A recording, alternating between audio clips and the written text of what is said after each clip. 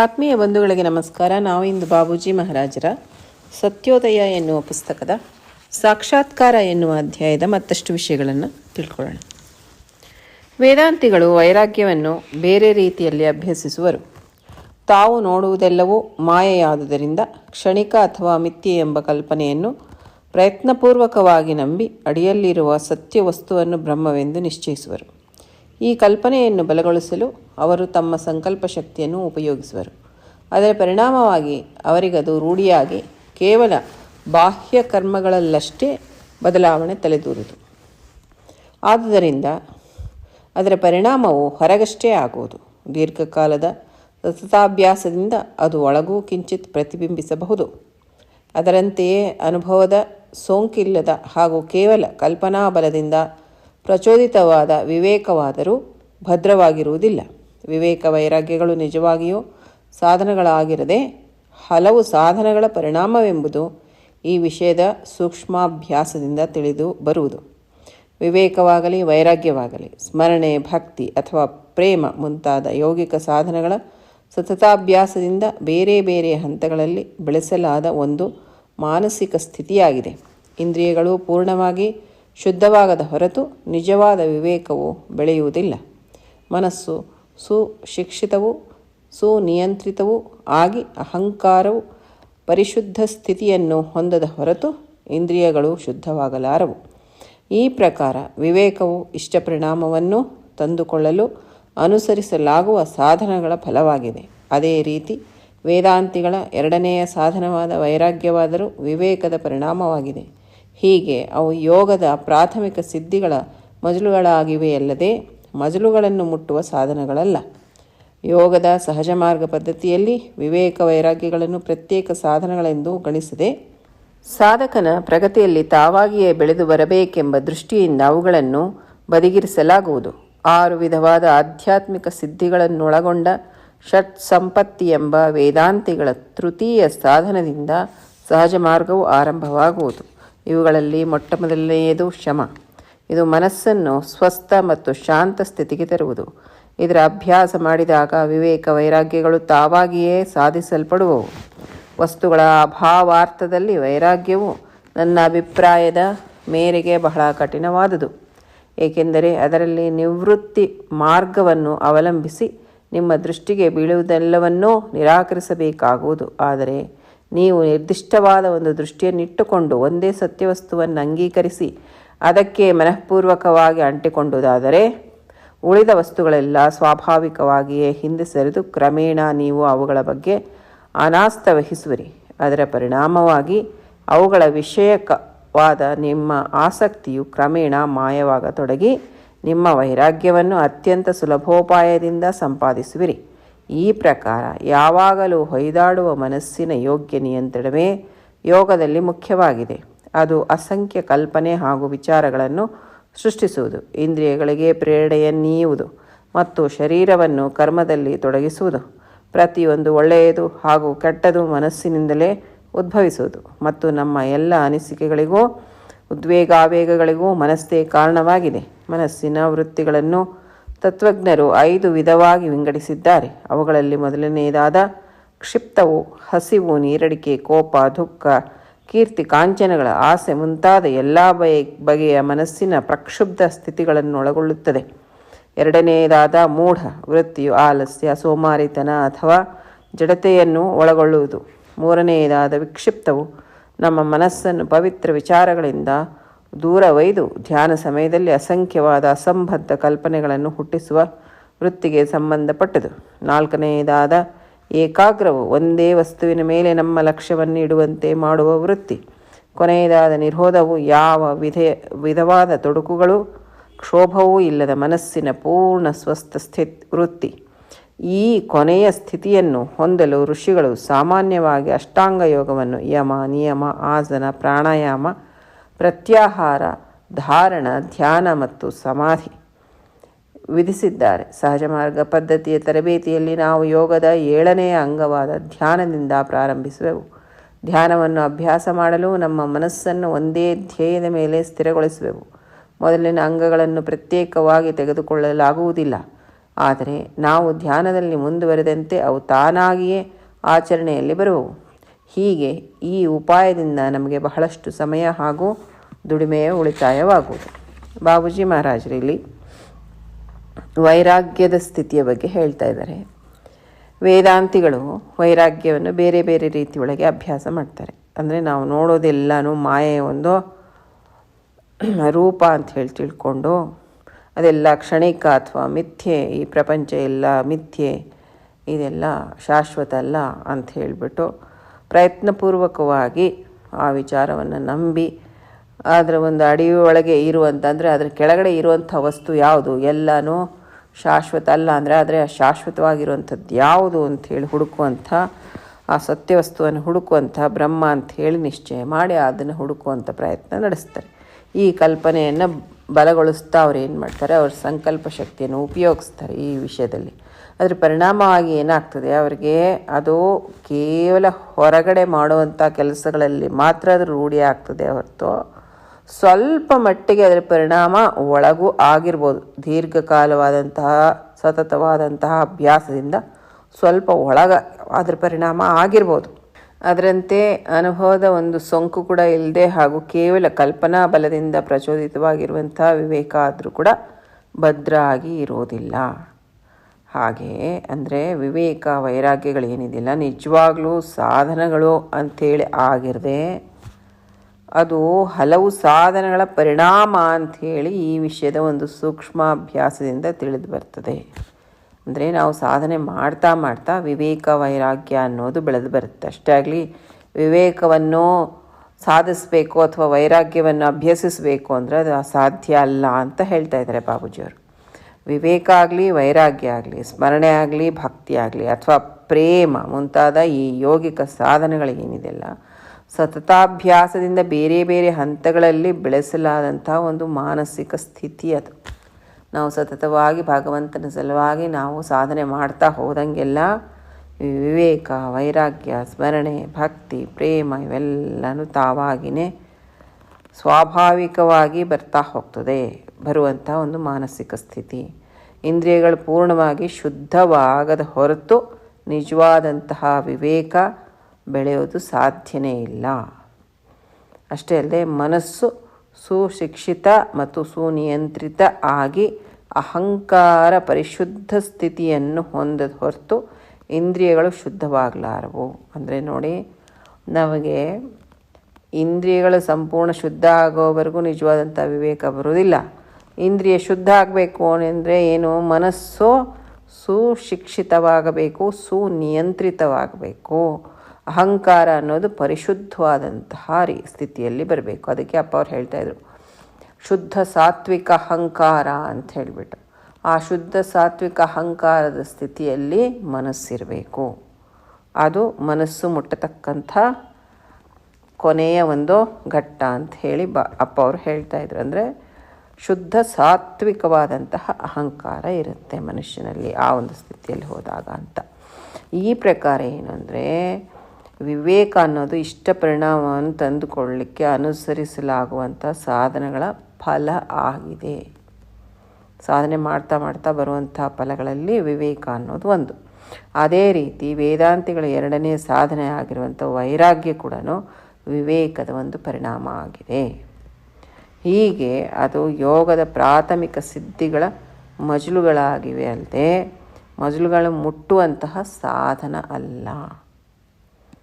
ಯೋಗದ ಒಂದು ಸಹಜ ಮಾರ್ಗ ಪದ್ಧತಿಯಲ್ಲಿ ವಿವೇಕ ವೈರಾಗ್ಯಗಳನ್ನು ಪ್ರತ್ಯೇಕ ಸಾಧನಗಳಂಥೇಳಿ ಗಣಿಸದೆ ಸಾಧಕನ ಪ್ರಗತಿಯೊಳಗೆ ತಾವಾಗೇ ಬೆಳೆದು ಬರಬೇಕನ್ನುವಂಥ ದೃಷ್ಟಿಯಿಂದ ಅವುಗಳನ್ನು ಬದಿಗಿರಿಸಲಾಗಿದೆ ಅಂತ ಹೇಳ್ತಾರೆ. ಅದಕ್ಕೆ ಅಪ್ಪ ಅವ್ರ ಹತ್ರ ಹೋದಾಗ ಆ ಬಾಬೂಜಿಯವ್ರಿಗೆ ಅಪ್ಪ ಅವರು ಯಾವುದೋ ವಿಷಯದ ಬಗ್ಗೆ ಮಾತಾಡ್ತಾ ಇದ್ದಾಗ ವಿವೇಕ ವೈರಾಗ್ಯದ ಬಗ್ಗೆ ಬಾಬೂಜಿಯವ್ರು ಹೇಳಿದ್ರಂತೆ. ಈ ವಿವೇಕ ವೈರಾಗ್ಯ ಅನ್ನೋದು ಏನಿದೆಯಲ್ಲ ಅದು ಹೇಗೆ ಅಂದರೆ, ರಾಜರ ದರ್ಬಾರಲ್ಲಿ ನಾವು ಹೋಗಬೇಕಾದ್ರೆ ಒಳ್ಳೆ ಬಟ್ಟೆಗಳು ಹಾಕ್ಕೊಂಡು ಹೋಗ್ತೀವಿ. ಅಂದರೆ ನಮ್ಗೆ ತಕ್ಕ ಮಟ್ಟಿಗೆ, ಅಂದರೆ ರಾಜನ ದರ್ಬಾರದಲ್ಲಿ ಹೋಗ್ತಾ ಇದ್ದೀವಿ, ಚೆನ್ನಾಗಿ ನಾವೆಲ್ಲ ತಯಾರಾಗಿ ಹೋಗಬೇಕು ಅಂತ ಹೇಳಿ ಒಂದಿರುತ್ತಲ್ಲ ಆಲೋಚನೆ. ಆ ಥರ ರಾಜನ ದರ್ಬಾರಲ್ಲಿ ಹೋಗಬೇಕಾದ್ರೆ ಯಾವ ಥರ ನಾವು ವಸ್ತ್ರಧಾರಣೆ ಮಾಡ್ಕೊಂಡು ಹೋಗ್ತೀವಿ, ಡ್ರೆಸ್ ಮಾಡ್ಕೊಂಡು ಹೋಗ್ತೀವೋ ಅದೇ ರೀತಿ ವಿವೇಕ ವೈರಾಗ್ಯ ಅನ್ನೋದು ಭಗವಂತನ ದರ್ಬಾರ್ನಲ್ಲಿ ಹೋಗ್ಬೇಕಾದ್ರೆ ಹಾಕ್ಕೊಳ್ಳೋವಂಥ ಡ್ರೆಸ್ಸುಗಳು ಅಂಥೇಳಿ, ಆ ಥರ ಒಂದು ವಸ್ತ್ರಗಳು ಅಂಥೇಳಿ ಅದಕ್ಕಷ್ಟೇ ಒಂದು ಪ್ರಾಮುಖ್ಯತೆಯನ್ನು ಕೊಟ್ಟಿದ್ದಾರೆ ಅಂಥೇಳಿ ಅಪ್ಪವ್ರು ಹೇಳ್ತಾಯಿದ್ರು. ಅಂದರೆ ವಿವೇಕ ವೈರಾಗ್ಯ ಅನ್ನೋದ್ರ ಬಗ್ಗೆ ಹಿಂದೆ ಓಡಬೇಡಿ, ಭಗವಂತನ ಕಡೆಗೆ ನಿಮ್ಮ ದೃಷ್ಟಿ ಸದಾ ಇರಲಿ, ಅವು ತಾವಾಗಿಯೇ ಬರುತ್ತೆ ಅನ್ನೋದು ವಿಚಾರ ಅದು. ಅಷ್ಟೇ ಅಲ್ಲದೆ 6 ವಿಧವಾಗಿರುವಂತಹ ಆಧ್ಯಾತ್ಮಿಕ ಸಿದ್ಧಿಗಳನ್ನೊಳಗೊಂಡ ಷಟ್ ಸಂಪತ್ತಿ ಅನ್ನುವಂಥ ವೇದಾಂತಿಗಳ ತೃತೀಯ ಸಾಧನ. ವಿವೇಕ ವೈರಾಗ್ಯ 2 ಆಯಿತು, 3ನೇದು ಷಟ್ ಸಂಪತ್ತಿ. ಅದರಲ್ಲಿ 6 ವಿಧವಾದಂಥ ಆಧ್ಯಾತ್ಮಿಕ ಸಿದ್ಧಿಗಳಿದೆ. ಅದು ಸಹಜ ಮಾರ್ಗವು ಆ ಸಾಧನೆ, ತೃತೀಯ ಸಾಧನದಿಂದ ಸಹಜ ಮಾರ್ಗ ಆರಂಭ ಆಗತ್ತೆ. ಇದರೊಳಗೆ ಮೊಟ್ಟ ಮೊದಲನೇದು ಶಮ, ಅಂದರೆ ಇದು ಮನಸ್ಸನ್ನು ಸ್ವಸ್ಥ ಮತ್ತು ಶಾಂತ ಸ್ಥಿತಿಗೆ ತರುವಂಥದ್ದು. ಇದರ ಅಭ್ಯಾಸ ಮಾಡಿದಾಗ ವಿವೇಕ ವೈರಾಗ್ಯಗಳು ಅದಷ್ಟಕ್ಕದೇ ಬರ್ತವೆ ಅಂತ. ಮನಸ್ಸನ್ನು ಯಾವಾಗ ಶಾಂತ ಸ್ಥಿತಿಗೆ ತಂದರೆ, ಶಮದ ಒಂದು ಸ್ಥಿತಿ ಬಂತು ಅಂದರೆ ವಿವೇಕ ವೈರಾಗ್ಯ ಅದಷ್ಟಕ್ಕದೇ ಬರ್ತದೆ. ವಸ್ತುಗಳ ಅಭಾವಾರ್ಥದೊಳಗೆ ವೈರಾಗ್ಯ ಬಾಬೂಜಿಯವರ ಅಭಿಪ್ರಾಯದೊಳಗೆ ಬಹಳ ಕಠಿಣವಾಗಿರುವಂಥದ್ದು. ಯಾಕೆಂದರೆ ಇದನ್ನು ಬಿಟ್ಟು ಬಿಡಬೇಕು, ಅದನ್ನು ಬಿಟ್ಟು ಬಿಡಬೇಕು, ಇದನ್ನು ಬಿಟ್ಟು ಬಿಡಬೇಕು, ಅದನ್ನು ಬಿಟ್ಟು ಬಿಡಬೇಕು ಅಂತ. ನಾನು ಒಂದು ಸರಿ ರಾಘವೇಂದ್ರ ಅಪ್ಪವ್ರ ಹತ್ರ ಹೋದಾಗ ನನಗೆ ಮನಸ್ಸಲ್ಲೆಲ್ಲ ಏನೆಲ್ಲ ಇದೆಲ್ಲಪ್ಪ ಒಳಗೆ, ಎಷ್ಟೆಲ್ಲ ಬಿಡಬೇಕಾಗಿದೆ, ಯಾಕೋ ಇದು ಹೀಗಿದ್ದರೆ ಸರಿ ಅನ್ನಿಸ್ತಾ ಇಲ್ವಲ್ಲ, ಹಾಗಿದ್ದರೆ ಸರಿ ಅನ್ನಿಸ್ತಾ ಇಲ್ವಲ್ಲ, ಎಲ್ಲ ಬಿಟ್ಬಿಡಬೇಕು ಅಂಥೇಳಿ ಅನ್ನಿಸ್ತಾ ಇತ್ತು. ಅದಕ್ಕೆ ಅಪ್ಪನ ಹತ್ರ ಹೋಗ್ಬಿಟ್ಟು ಹೇಳಿದೆ, ಭಾಳ ಇದ್ದಾವೆ ಒಳಗೆಲ್ಲ ಬಿಟ್ಬಿಡ್ಬೇಕಂತೇಳಿ ಅನ್ನಿಸ್ತಾ ಇದೆ, ಏನು ಮಾಡಬೇಕು ಬಿಡಬೇಕಂದ್ರೆ ನನಗೆ ಇಷ್ಟನೇ ಆಗ್ತಾಯಿಲ್ಲ ಅದೆಲ್ಲ ಇಟ್ಕೊಂಡು ಒಳಗಡೆ ಕೂಡೋಕ್ಕೆ ಅಂಥೇಳಿ ಹೇಳ್ತಾಯಿದ್ದೆ. ಅದು ಸರಿ ಅನ್ನಿಸ್ತಾ ಇಲ್ಲ ಅವೆಲ್ಲ ಆ ಥರ ಇರೋವಂಥದ್ದೆಲ್ಲ ಅಂತಂದು. ಅದಕ್ಕೆ ಅಪ್ಪವ್ರು ಒಂದೇ ಮಾತು ಹೇಳಿದರು, ಬಿಟ್ಬಿಡ್ಬೇಕು ಅಂದರೆ ಎಷ್ಟಂತ ಬಿಡ್ತೀಯಾ ಅಂತ ಕೇಳಿದರು. ಅದಕ್ಕೆ ಮತ್ತು ತಾವು ಅವರು ಬಾಬೂಜಿ ಮಹಾರಾಜರ ಹತ್ರ ಹೋದಾಗಿರೋದು ಒಂದು ಕತೆ ಹೇಳಿದರು. ಅವರು ಬಾಬೂಜಿಯವ್ರನ್ನ ನೋಡ್ಲಿಕ್ಕೆ ಹೋದಾಗ ಬಾಬೂಜಿಯವರು ಲಕ್ನೋಗೆ ಹೊರಟಿದ್ರಂತೆ, ಬಾ ನನ್ನ ಜೊತೆಗೆ ಅಂತ ಹೇಳಿಬಿಟ್ಟು ಟ್ರೈನ್ನಲ್ಲಿ, ಬಾಬೂಜಿಯವ್ರಿಗೆ ಗೊತ್ತಲ್ಲ 3rd ಕ್ಲಾಸು, ಅದರಲ್ಲಿ ಆದರೂ ಬಾತ್ರೂಮ್ ಹತ್ರ ಒಂದು ಬೆಡ್ಡಿಂಗ್ ಹೋಲ್ಡಲ್ಲಿ ಹಾಕ್ಕೊಂಬಿಟ್ಟು ಕುತ್ಕೊಂಡ್ಬಿಡ್ತಾಯಿದ್ರಂತೆ. ಸೀಟ್ ಇಲ್ಲ ಏನಿಲ್ಲ ಪಾಪ. ಆ ಥರ ನಮ್ಮ ಗುರುಗಳು ನೋಡಿ ಹಾಗಿದ್ದರು. ನಾವುಗಳು ಹಾಗಿರೋಕ್ಕೆ ಸಾಧ್ಯನಾ? ನಮ್ಮನ್ನು ಯಾವ ಥರ ಒಂದು ಸ್ಥಿತಿಯಲ್ಲಿ ಇಟ್ಟಿದ್ದಾನೆ ಗುರು ಮಹಾರಾಜ ಅಂಥೇಳಿ. ಆದರೆ ತಾನು ಆ ಥರ ಇದ್ದು ಸೇವಕರಿಗೆ ಸೇವಕ ಆಗಿದ್ದ ಆತ. ಹಾಗಿದ್ದು ನಮಗೆಲ್ಲ ಇಂಥ ಒಂದು ಒಳ್ಳೆಯ ಸ್ಥಿತಿ ಕೊಟ್ಟಿದ್ದಾನೆ. ಆದರೂ ನಾವು ಇನ್ನೂ ಯಾವುದೋ ಒಂದು ಕೊರಗು, ಯಾವುದೋ ಒಂದು ಕೊರತೆಯಿಂದ ಆತನಿಗೆ ಸದಾ ಕಾಡ್ತಾನೆ ಇರ್ತೀವಿ ಅಂತ ಅನಿಸ್ತದೆ. ಅಂಥ ಗುರು ಕರ್ಕೊಂಡು ಹೋಗಿದ್ರಂತೆ ಬಾಬೂಜಿಯವ್ರನ್ನ, ಅಪ್ಪವ್ರನ್ನ ಕರ್ಕೊಂಡು ಹೋಗ್ಬಿಟ್ಟು ನಡಿ ಹೋಗೋಣ ಅಂತಂದ್ರೆ ಟ್ರೈನಲ್ಲಿ ಕೂತಿದ್ರಂತೆ. ಆವಾಗ ಬಾಬೂಜಿ ಮಹಾರಾಜರು ಸಿಗರೆಟ್ ಸೇದ್ತಾಯಿದ್ರಲ್ವ, ಹೊರಗಡೆ ಹೋದಾಗ ಹುಕ್ಕ ಸೇದ್ಲಿಕ್ಕೆ ಆಗ್ತಿರ್ಲಿಲ್ಲ ಅಂತ ಸಿಗರೆಟ್ ಸೇದ್ತಾಯಿದ್ರು. ಆ ಒಂದು ಸಿಗರೆಟ್ ತೆಗೆದು ಅಪ್ಪವ್ರಿಗೆ ಕೊಟ್ರಂತೆ ರಾಘವೇಂದ್ರ ಅವ್ರು, ಹಚ್ಚು ಅಂತ ತಗೋ ಅಂಥೇಳಿ. ಅವ್ರಿಗೆ ಆಶ್ಚರ್ಯ ಆಯ್ತಂತೆ, ನಾನೇನಪ್ಪ ಗುರು ನೋಡ್ಲಿಕ್ಕೆ ಬಂದೀನಿ, ಗುರುವೇ ನನಗೆ ಸಿಗರೆಟ್ ಕೊಡ್ತಾನಲ್ಲ ಅಂತ. ಅವರು ಹೀಗೆ ನೋಡಿ ಬೇಡ ಅಂತಂದಂತೆ. ಯಾಕೆ ಅಂತ ಕೇಳಿದ್ರಂತೆ. ಅವ್ರಿಗೆ ಉತ್ತರ ಕೊಡಲಿಕ್ಕೆ ಏನೂ ಸಿಗಲಿಲ್ವಂತೆ ರೀ. ಯಾತಕ್ಕೆ ಅಂತಂತಂದರೆ ಎಷ್ಟೋ ತನಕ ಆಲೋಚನೆ, ಯಾಕೆ ಬೇಡ ಅಂತ ಹೇಳಿದೆ, ಬಿಟ್ಬಿಡ್ಬೇಕು ಅಂದ್ಕೊಂಡಿದ್ದೀನಿ ಅಂತ. ಯಾಕೆ ಅಂತ ಕೇಳಿದ್ರಂತೆ. ಯಾಕೆ ಅಂದರೆ ಅದಕ್ಕೆ ಉತ್ತರನೇ ಇಲ್ಲ. ಎಷ್ಟೋ ತನಕ ಆಲೋಚನೆ. ಅರೇ, ಒಂದು ಬಿಡಲಿಕ್ಕೆ ನೀನು ಇಷ್ಟು ಆಲೋಚನೆ ಮಾಡ್ತಾಯಿದ್ದಿ, ಎಷ್ಟವೇ ಒಳಗೆಲ್ಲ ಬಿಡಬೇಕು ಅಂತಂದು ಪ್ರತಿಯೊಂದಕ್ಕೂ ಅಷ್ಟೆಲ್ಲ ಆಲೋಚನೆ ಮಾಡ್ಕೊತ ಕೂತ್ಕೊಂಡ್ರೆ ಈ ಜೀವನನೇ ಸಾಲಲ್ಲ ನಿನಗೆ. ಸಮಯ ಎಲ್ಲ ಯಾಕಪ್ಪ ವ್ಯರ್ಥ ಮಾಡ್ತೀಯ? ಯಾವುದನ್ನು ಹಿಡ್ಕೋಬೇಕು ಅದನ್ನು ಹಿಡ್ಕೋ ನೀನು ಅಂಥೇಳಿ. ಯಾವ ಬಿಟ್ಟು ಹೋಗಬೇಕೋ ಅವು ತಾವಾಗೇ ಬಿಟ್ಟು ಹೋಗಿಬಿಡ್ತವೆ. ಇನ್ನು ಅದಕ್ಕೆ ರಾಘವೇಂದ್ರ ಅಪ್ಪವ್ರು ಹೇಳ್ತಿದ್ರು, ಇನ್ನು ಬಿಟ್ಟು ಹೋಗಲಿಲ್ಲ ಅನ್ಕೋ, ಕಡೆಗೆ ಸುಡುವಾಗಂತೂ ಹೋಗ್ಬಿಡ್ತಾವಲ್ಲ ಅವು ಅಂತ ಹೇಳಿ ತಮಾಷೆ ಮಾಡ್ತಿದ್ರು. ಹಾಗೆ ಹೇಳ್ತಾ ನಂಗೆ ಹೇಳಿದರು, ಏನಂತ ಬಿಡ್ತೀಯ, ಎಷ್ಟಂತ ಬಿಡ್ತೀಯ, ಬಿಡಬೇಕು ಅಂದ್ಕೊಂಡ್ರೆ ಬೇಕಾದಷ್ಟಿದ್ದಾವೆ, ಬಿಡಬೇಕು ಅಂದ್ಕೊಂಡ್ರೆ. ಅದ್ರ ಬದಲು ಯಾವುದನ್ನು ಹಿಡ್ಕೋಬೇಕೋ ಅದನ್ನು ಹಿಡ್ಕೋ, ಯಾವ್ದು ಹೋಗ್ಬಿಡ್ಬೇಕೋ ಅದು ಹೋಗುತ್ತೆ, ಅದಷ್ಟಿಗೆ ಅದೇ ಹೋಗುತ್ತೆ ಅಂತ ಹೇಳಿದ್ರು. ಅದು ಇವಾಗ ಜ್ಞಾಪಕ ಬರ್ತಾಯಿದೆ ನನಗೆ. ಹಾಗೆ ಅದನ್ನು ಬಿಟ್ಬಿಡ್ಬೇಕು, ಇದನ್ನು ಬಿಟ್ಬಿಡ್ಬೇಕು ಅಂತಂದಾಗ ಎಷ್ಟೆಲ್ಲ ಇದ್ದಾವೆ ಬಿಡಬೇಕು ಅಂದರೆ ಅದು ಎಷ್ಟು ಕಷ್ಟ, ಅದು ಭಾಳ ಕಠಿಣ ಆಗಿರುವಂಥದ್ದು ಅಂತ ಹೇಳಿ ಬಾಬೂಜಿಯವರು ಕೂಡ ಈ ಪುಸ್ತಕದಲ್ಲಿ ಬರೆದಿದ್ದಾರೆ. ಯಾಕಂದರೆ ನಾವು ಒಂದು ನಿರ್ದಿಷ್ಟವಾದಂಥ ಒಂದು ದೃಷ್ಟಿಯನ್ನು ಇಟ್ಕೊಂಡು ಒಂದೇ ಸತ್ಯವಸ್ತುವನ್ನು ಅಂಗೀಕರಿಸಿ ಅದಕ್ಕೆ ಮನಪೂರ್ವಕವಾಗಿ ಅಂಟ್ಕೊಂಡಿದ್ದಾದರೆ ಉಳಿದ ವಸ್ತುಗಳೆಲ್ಲ ಸ್ವಾಭಾವಿಕವಾಗಿ ಹಿಂಸರಿದ ಕ್ರಮೇಣ ನೀವು ಅವುಗಳ ಬಗ್ಗೆ ಅನಾಸ್ಥೆ ವಹಿಸ್ತೀರಿ ಅಂತ ಅದನ್ನೇ ರಾಘವೇಂದ್ರ ಸಾಹೇಬರು ನನಗೇನು ಹೇಳಿದರು. ಅದಿಲ್ಲಿ ಹೀಗೆ ಇದೆ ನೋಡಿ, ಅಕ್ಷರಗಳಲ್ಲಿ ಬಂದಿದೆ ಇದು ಸೆಂಟೆನ್ಸಸ್ಸಲ್ಲಿ ಬಾಬೂಜಿ ಮಹಾರಾಜರು ಹೇಳಿರುವಂಥದ್ದು. ಅದರ ಪರಿಣಾಮ ಆಗಿ ಏನಾಗತ್ತೆ, ಅದ್ರ ವಿಷಯದ ಬಗ್ಗೆ ನಮ್ಮ ಆಸಕ್ತಿ ಕ್ರಮೇಣ ಮಾಯ ಆಗಿ ನಾವು ವೈರಾಗ್ಯ ಅನ್ನುವಂಥ ಒಂದು ಸುಲಭೋಪಾಯದಿಂದ ನಾವು ಆ ಒಂದು ಸ್ಥಿತಿಯನ್ನು ಪಡೀಲಿಕ್ಕೆ ಸಾಧ್ಯ. ಈ ಪ್ರಕಾರ ಯಾವಾಗಲೂ ನಾವು ಹೊಯ್ದಾಡ್ತಿರುವಂಥ ಮನಸ್ಸಿನ ಯೋಗ್ಯ ನಿಯಂತ್ರಣ ಏನಿದೆಯಲ್ಲ, ಅದು ಯೋಗದೊಳಗೆ ಬಹಳ ಮುಖ್ಯವಾಗಿದೆ. ಅದು ಅಸಂಖ್ಯ ಕಲ್ಪನೆ ಹಾಗೂ ವಿಚಾರಗಳನ್ನು ಸೃಷ್ಟಿಸ್ತದೆ, ಇಂದ್ರಿಯಗಳಿಗೆ ಪ್ರೇರಣೆಯನ್ನು ಕೊಡ್ತದೆ. ಯಾವುದು ಎಲ್ಲ ಕೆಲಸಗಳನ್ನು ಮಾಡುವಂಥದ್ದು ಈ ಹೊಯ್ದಾಡುವಂಥ ಮನಸ್ಸೇ. ಆ ಕಡೆ ಹೋಗಿ ಕೂಡು, ಇಲ್ಲಿ ಕೂಡು, ಕಾಫಿ ಕುಡಿ, ನಿದ್ರೆ ಮಾಡು, ಎದ್ದೇಳು, ಇದೆಲ್ಲ ಹೇಳೋದು ಯಾವುದು? ಅವರೊಟ್ಟಿಗೆ ಮಾತಾಡು, ಇವರೊಟ್ಟಿಗೆ ಮಾತಾಡಬೇಡ ಎಲ್ಲ ಹೇಳೋದು ಯಾವುದು? ಅದೆಲ್ಲ ಹೊಯ್ದಾಡುವಂಥ ಮನಸ್ಸು. ಅದು ಅಸಂಖ್ಯವಾದಂಥ ಕಲ್ಪನೆ ಹಾಗೂ ವಿಚಾರಗಳನ್ನು ಸೃಷ್ಟಿಸ್ತದೆ, ಇಂದ್ರಿಯಗಳಿಗೆ ಪ್ರೇರಣೆಯನ್ನು ಕೊಡ್ತದೆ ಮತ್ತು ಶರೀರವನ್ನು ಕರ್ಮದೊಳಗೆ ತೊಡಗಿಸ್ತದೆ, ಕೆಲಸ ಮಾಡುವಂತೆ ಮಾಡ್ತದೆ.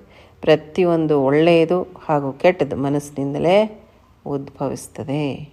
ಇದು ಎಲ್ಲರಿಗೂ ಅನುಭವಪೂರ್ವಕವಾಗಿ ತಿಳಿದಿರುವಂಥ ವಿಷಯ. ಮತ್ತು ನಮ್ಮ ಎಲ್ಲ ಅನಿಸಿಕೆಗಳಿಗೂ ಉದ್ವೇಗ ಆವೇಗಗಳಿಗೂ ಮನಸ್ಸೇ ಕಾರಣ. ಮನಸ್ಸಿನ ವೃತ್ತಿಗಳನ್ನು ತತ್ವಜ್ಞರು 5 ವಿಧವಾಗಿ ವಿಂಗಡಿಸಿದ್ದಾರೆ. ಮತ್ತು ಇಲ್ಲಿ 5 ರೀತಿಯಾಗಿ ಮನಸ್ಸಿನ ಒಂದು ವೃತ್ತಿಗಳನ್ನು ತತ್ವಜ್ಞರು ವಿಂಗಡಿಸಿದ್ದಾರೆ. ಅದರೊಳಗೆ ಮೊದಲನೇದು ಕ್ಷಿಪ್ತ ಮನಸ್ಸು ಏನು ಹೇಳ್ತದೆ?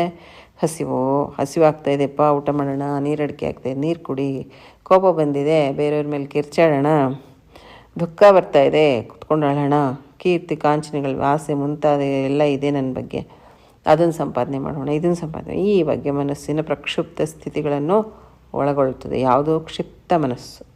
ಎರಡನೇದಾಗಿರುವಂಥ ಮೂಢ ವೃತ್ತಿ ಏನಿದೆಯಲ್ಲ, ಯಾತಕ್ಕೆ ಕೆಲಸ ಮಾಡಬೇಕಪ್ಪ, ಮಾಡಿ ಸಾಕಾಗಿದೆ, ಏನು ಬೇಡ ಸುಮ್ಮನೆ ಕೂತ್ಕೋ ಅಂಥೇಳಿ ಆಲಸ್ಯ, ಸೋಮಾರಿತನ, ಏನು ಮಾಡ್ತೀವಿ ಬಿಡು ಅನ್ನೋದಂಥ ಉದಾಸೀನತೆ ಅಥವಾ ಜಡತೆ, ಇವೆಲ್ಲ ಮೂಢ ವೃತ್ತಿಗೆ ಸಂಬಂಧಪಟ್ಟಿದೆ.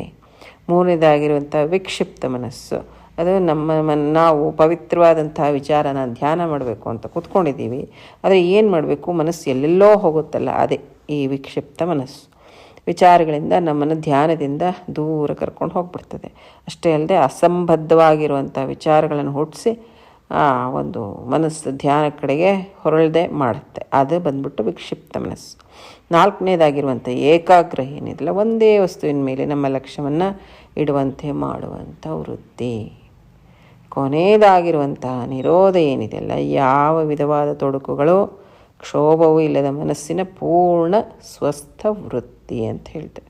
ಅಂದರೆ ಏನೂ ಇಲ್ಲಪ್ಪ, ನಿಶ್ಚಲವಾಗಿದೆ, ನಿರ್ಮಲವಾಗಿದೆ, ಯಾವೊಂದು ವಿಚಾರ ತರಂಗ ಇಲ್ಲ ಅಲ್ಲಿ. ಆ ಥರ ಒಳ್ಳೆ ಮಂದಾಕಿನಿ ನದಿ ಹೇಳ್ತಾರಲ್ವ, ಆ ಥರ ನಿರ್ಮಲವಾದಂಥ ಮಾನಸ ಸರೋವರ ಅಂತ ಹೇಳ್ತಾರಲ್ಲ, ಆ ಥರ ಅಷ್ಟೊಂದು ನಿರ್ಮಲವಾಗಿರುವಂಥದ್ದು ಅಂತ. ಅದಕ್ಕೆ ಬಾಬೂಜಿ ಮಹಾರಾಜರು ಏನು ಹೇಳ್ತಾರೆ, ಈ ಕೊನೆಯ ಸ್ಥಿತಿಯನ್ನು ಹೊಂದಲಿಕ್ಕೆ ಋಷಿಗಳು ಸಾಮಾನ್ಯವಾಗಿ ಅಷ್ಟಾಂಗ ಯೋಗವನ್ನು ವಿಧಿಸಿದ್ದಾರೆ. ಅಂದರೆ ಮನಸ್ಸು ನಿರೋಧದ ಸ್ಥಿತಿಗೆ ಹೋಗಬೇಕು, ಯಾವ ಒಂದೋ ತೊಡಕುಗಳಿಲ್ಲ, ಕ್ಷೋಭ ಇಲ್ಲ, ಮನಸ್ಸಿನ ಒಂದು ಪೂರ್ಣ ಸ್ವಸ್ಥ ವೃತ್ತಿಗೆ ಹೋಗಬೇಕು. ಅಂದರೆ ಯಮ, ನಿಯಮ, ಆಸನ, ಪ್ರಾಣಾಯಾಮ, ಪ್ರತ್ಯಾಹಾರ, ಧಾರಣ, ಧ್ಯಾನ ಮತ್ತು ಸಮಾಧಿ ಅನ್ನುವಂಥ ಅಷ್ಟಾಂಗ ಯೋಗ ಅಂಥೇಳಿ ಹೇಳ್ತಾರೆ ಇದಕ್ಕೆ. ಆದರೆ ನಮ್ಮ ಸಹಜ ಮಾರ್ಗ ಪದ್ಧತಿ ತರಬೇತಿಯೊಳಗೆ ನಾವು ಯೋಗದ 7ನೇ ಅಂಗವಾದ ಧ್ಯಾನದಿಂದ ಪ್ರಾರಂಭಿಸ್ತೇವೆ. ನೋಡಿ, ಯಮ ಇಲ್ಲ, ನಿಯಮ ಇಲ್ಲ, ಆಸನ ಇಲ್ಲ, ಪ್ರಾಣಾಯಾಮ ಇಲ್ಲ, ಪ್ರತ್ಯಾಹಾರ ಇಲ್ಲ, ಧಾರಣ ಇಲ್ಲ, ಒಂದೇ ಸರಿ ಧ್ಯಾನಕ್ಕೆ ಕೊಟ್ಟೋಗ್ಬಿಟ್ಟಿದ್ದೀವಿ ನಾವು. ಅಂದರೆ ಯಾತಕ್ಕೆ ಆ ಥರ ಅಂತಂದರೆ, ಮೊದಲಿನ ಅಂಗಗಳ ಪ್ರತ್ಯೇಕವಾಗಿ ತೆಗೆದುಕೊಳ್ಳಲಾಗುವುದಿಲ್ಲ ಸಹಜ ಮಾರ್ಗ ಪದ್ಧತಿನಲ್ಲಿ. ಆದರೆ ನಾವು ಧ್ಯಾನದಲ್ಲಿ ಮುಂದುವರಿದಂತೆ ಏನಾಗತ್ತೆ, ಯಮ ಆಗಲಿ, ನಿಯಮ ಆಗಲಿ, ಆಸನ, ಪ್ರಾಣಾಯಾಮ, ಪ್ರತ್ಯಾಹಾರ, ಧಾರಣ ಈ ಎಲ್ಲವೂ ಅವಷ್ಟಿಗವೇ ಆಚರಣೆ ಒಳಗೆ ಬಂದುಬಿಡ್ತವೆ. ಹೀಗೆ ಈ ಉಪಾಯದಿಂದ ನಮಗೆ ಭಾಳಷ್ಟು ಸಮಯ ಹಾಗೂ ದುಡಿಮೆ ಉಳಿತಾಯ ಆಗತ್ತೆ. ಇಲ್ಲಾಂದರೆ ಯಮವನ್ನು ಸಾಧಿಸಲಿಕ್ಕೆ ಎಷ್ಟೋ ವರ್ಷಗಳು ಬೇಕು, ಮತ್ತು ನಿಯಮ, ಮತ್ತು ಆಸನ, ಪ್ರಾಣಾಯಾಮ, ಪ್ರತ್ಯಾಹಾರ. ಆಸನ ಮಾಡಿರಿ ಅಂತಂದರೆ 45 ವರ್ಷ 50 ವರ್ಷಕ್ಕೆ ಯಾರು ಧ್ಯಾನಕ್ಕೆ ಬಂದಿದ್ದಾರೆ, ಅವರು ಆಸನ ಮಾಡಿ ಅಂತಂತಂದರೆ ಅವರು ಆಧ್ಯಾತ್ಮಿಕ ಹಾದಿಯಲ್ಲಿ ಬರುವ ಆಸನ ಮಾಡಿ ಅಂದರೆ ಅವ್ರ ಕೈಕಾಲು ಬಗ್ಗಬೇಕಲ್ಲ. ಈ ಕೈ ನೋವಾದರೆ ಆ ಕಾಲು ನೋವು ಕೂಡೋಕ್ಕಾಗಲ್ಲ, ಇಡೋಕ್ಕಾಗಲ್ಲ. ಅಂಥವ್ರು ಆಸನ ಸಾಧನೆ ಮಾಡೋದ್ರಲ್ಲಿ ಜೀವನ ಮುಗದೇ ಹೋಗ್ಬಿಡುತ್ತೆ ಅಲ್ವಾ. ಇನ್ನು ಯಮ ನಿಯಮದ ದೂರ ವಿಷಯ. ಹೀಗೆ ಎಷ್ಟೊಂದಿದೆ ಮನುಷ್ಯನಿಗೆ ಆಗದೇ ಇರುವಂಥದ್ದು. ಅದಕ್ಕೆ ಬಾಬೂಜಿಯವರು ಧ್ಯಾನದಿಂದ ಶುರು ಮಾಡಿದಾಗ ಇವೆಲ್ಲನೂ ನಿಯಮ ಪಾಲನೆ ಆಗಲಿ, ಯಮ ಆಗಲಿ, ಆಸನ ಪ್ರಾಣಾಯಾಮ ಅನ್ನೋಂಥದ್ದಕ್ಕಿಂತಲೂ ಆ ಒಂದು ಯೋಗ ಪದ್ಧತಿಯಿಂದ ಏನು ಉಂಟಾಗತ್ತೆ ಮನಸ್ಸಿನ ಮೇಲೆ, ಅದೆಲ್ಲ ಮನಸ್ಸಿನ ಮೇಲೆ ಉಂಟಾಗುವಂಥ ಪರಿಣಾಮಗಳು. ಅಂದರೆ ಮನಸ್ಸನ್ನು ಒಂದು ಶುದ್ಧವಾದಂಥ ಸ್ಥಿತಿಗೆ ತರುವಂಥದ್ದು. ಆಸನ ಪ್ರಾಣಾಯಾಮದಿಂದ ಯಾವ ರೀತಿ ಶುದ್ಧವಾದಂಥ ಸ್ಥಿತಿಗೆ ತರ್ತೇವೋ ಆ ಒಂದು ಶುದ್ಧವಾದಂಥ ಸ್ಥಿತಿ ಮನಸ್ಸು ಧ್ಯಾನದ ಮೂಲಕನೇ ಪಡೆದು ಬಿಡುತ್ತೆ. ಹೀಗೆ ನಮ್ಮ ಒಂದು ಎಷ್ಟೋ ವರ್ಷಗಳ ಸಮಯ ಹಾಗೂ ದುಡಿಮೆ ಉಳಿತಾಯ ಆಗುತ್ತೆ ಅಂಥೇಳಿ ಬಾಬೂಜಿ ಮಹಾರಾಜರು ಹೇಳಿದ್ದಾರೆ. ನೋಡಿ, ಬಾಬೂಜಿ ಮಹಾರಾಜರು ಅದೆಂಥ ಸಹಾಯ ಮಾಡಿದ್ದಾರೆ ನಮಗೆ ಅಂತ. ಇಲ್ಲ ಅಂದಿದ್ರೆ ಯಾರು ಯೋಗ ಸಾಧನೆ ಮಾಡಬೇಕಂದ್ರೆ ಇವಿಷ್ಟು ಮಾಡೋದ್ರಲ್ಲೇ ಜೀವನನೇ ಮುಗ್ದು ಹೋಗುತ್ತೆ. ಇಲ್ಲ ಅಂದರೆ 20-25 ವರ್ಷಕ್ಕೆಲ್ಲ ಬಂದುಬಿಡ್ಬೇಕು, 15-16 ವರ್ಷಕ್ಕೆಲ್ಲ ಇದೆಲ್ಲ ಮಾಡ್ಕೋತಾ ಸಾಧನೆ ಮಾಡ್ಕೊಳ್ಳೋದಕ್ಕೆ ಕಡೆ ಒಂದು ಮಜ್ಲನ್ನು ಸೇರಲಿಕ್ಕೇನೂ ಕಷ್ಟನೇ. ಕಾರಣ ಎಲ್ಲವನ್ನು ಸುಲಭ ಮಾಡಿಕೊಟ್ಟಿದ್ದಾನೆ ಮಹಾರಾಜ ಬಾಬೂಜಿ ಮಹಾರಾಜ ನಮಗೆ. ಕಾರಣ ನಾವು ಎಷ್ಟು ಕೃತಜ್ಞತೆಯಿಂದ ಆತನ ಹಾದಿಯಲ್ಲಿ ನಡಿಬೇಕು ಅನ್ನೋದು ನಮಗೇ ಬಿಟ್ಟಿರುವಂಥ ವಿಷಯ. ಇಲ್ಲಿಗೆ ಈ ಸತ್ಸಂಗ ಮುಗಿಸೋಣ. ಮತ್ತಷ್ಟು ವಿಷಯಗಳನ್ನು ಬರೋ ಸತ್ಸಂಗದಲ್ಲಿ ತಿಳ್ಕೊಳ್ಳೋಣ. ಅಲ್ಲಿವರೆಗೂ ನಮಸ್ಕಾರ.